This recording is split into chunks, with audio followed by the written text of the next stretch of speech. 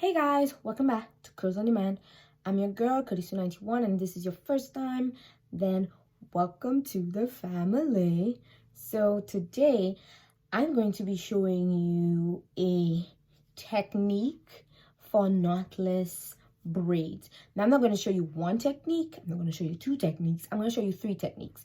And I'm going to put each technique in a different video. So this is the first video and the first technique that I'm going to show you. So if that's what you came to see, then stay tuned and go ahead and watch the other two techniques. I put the links down in the description and somewhere up here.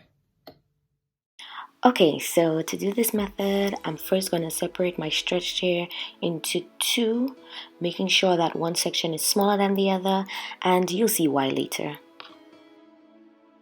Here you can see my hair is partially braided. Next, I will take a crochet pin and pass the pin through the base of the hair vertically. What I mean by vertically is from the bottom to the top of the braid. Now I'll take the smaller section of hair into the pin and then pass it through the base of the braid.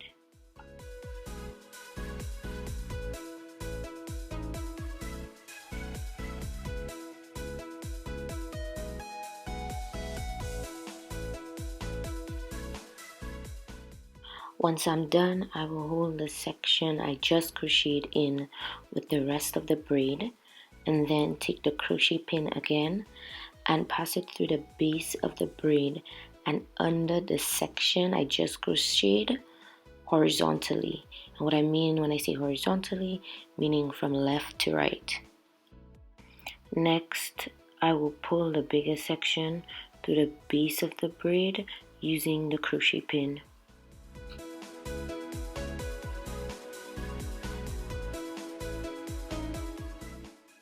Then I will clip the hair out of the way and unbraid my hair cautiously so I don't interfere with the crochet I just put in.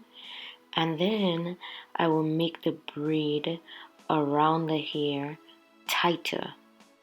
Now, I'm not going to braid the entire section, but I am braiding until the section is secure enough and leaving the rest of my hair unbraided. Next, I will join the smaller portion of hair with my partially braided hair and use that as my middle part for the braid. And then I will use the two strands running horizontally as my second and third strand for the braid. And now all I have to do is braid the hair until I get to the ends. I'm actually doing a curl at the end, so I'm not going to braid until the end. I'm going to put elastic at the end, but it's whatever you want to do. And voila! It looks more natural than the 3-strand braiding method I showed you in my other jumbo braid video. Now that's all I have for you today, guys. Go ahead and check out the other two techniques. The second technique is pretty similar to this method, but go ahead and check it out and tell me what you think.